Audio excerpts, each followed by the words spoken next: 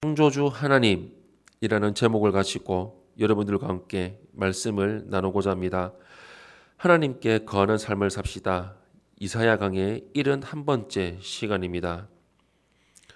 우리는 하나님에 대해 많이 알고 있다고 생각을 합니다.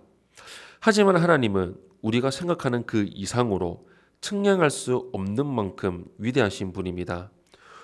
오히려 인간들은 자신들이 하나님 앞에서 얼마나 미미한 존재인지 알지 못하고 스스로를 높이고 자랑합니다. 왜 우리가 하나님만 높이고 자랑해야 하는지 오늘 말씀을 통해서 나누고자 합니다. 먼저 첫 번째로 9절에서 11절의 말씀을 보시면 구원의 능력을 볼 수가 있습니다. 9절에서 11절 말씀 우리 한 목소리로 합독하겠습니다. 시작. 아름다운 소식을 시온에 전하는 자여, 너는 높은 산에 오르라.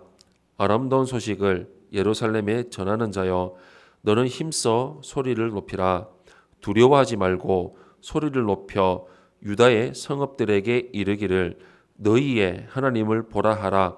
보라, 주 여호와께서 장차 강한 자로 임하실 것이요 친히 그의 팔로 다스리실 것이라.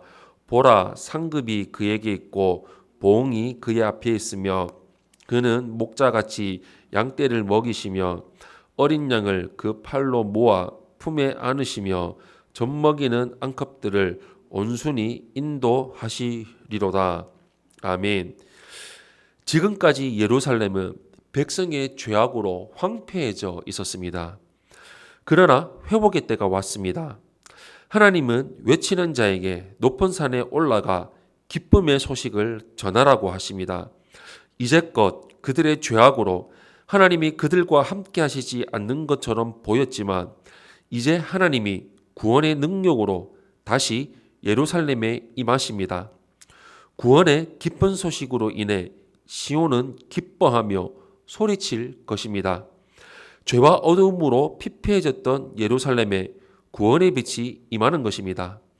하나님은 당신의 백성에게 구원의 기쁨을 선물로 주십니다. 하나님은 당신의 백성을 구원하실 뿐만 아니라 전능하신 권능으로 친히 다스리십니다. 하나님은 목자가 되셔서 그의 백성을 양떼처럼 돌보십니다. 그는 양들을 품에 안으시고 평화로운 통치를 이루실 것입니다. 이렇게 예루살렘은 하나님의 은혜로 회복됩니다. 하나님이 값없이 은혜를 베푸실 때 참된 회복이 이루어집니다. 두 번째로 12절에서 14절의 말씀을 보시면 스스로 완전하심을 볼 수가 있습니다. 12절에서 14절 말씀 우리 한 목소리로 합독하겠습니다. 시작.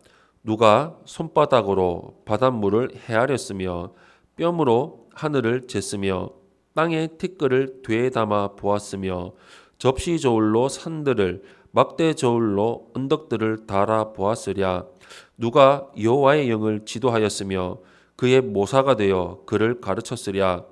그가 누구와 더불어 의논하셨으며 누가 그를 교훈하였으며 그에게 정의의 길로 가르쳤으며 지식을 가르쳤으며 통달의 도를 보여 주었느냐.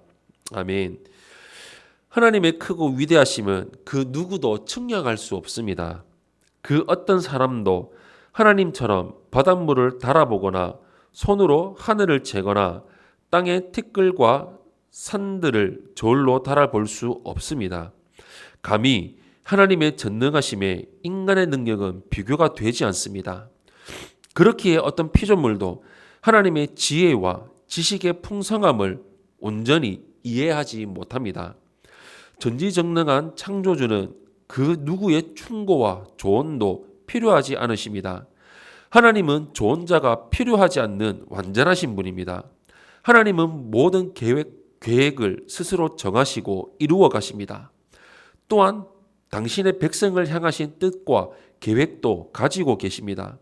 하나님이 계획하시는 뜻과 섭리는 인간이 이해하고 측량할 수 없을 만큼 깊고 오묘합니다. 우리를 구원하시는 하나님의 계획과 뜻은 완전합니다. 마지막 세 번째로 15절에서 17절의 말씀을 보시면 측량할 수 없는 위대함을 볼 수가 있습니다. 15절에서 17절 말씀 우리 한 목소리로 합독하겠습니다. 시작. 보라, 그에게는 열방이 통에 한 물방울 물과 같고 저울의 작은 티끌 같으며 섬들은 떠오르는 먼지 같으리니 레바논은 땔감에도 부족하겠고 그 짐승들은 번제에도 부족할 것이라. 그의 앞에는 모든 열방이 아무것도 아니라 그는 그들을 없는 것 같이 빈 것 같이 여기시느니라.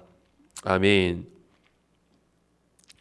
인간에게 한 국가라는 것은 거대한 존재입니다.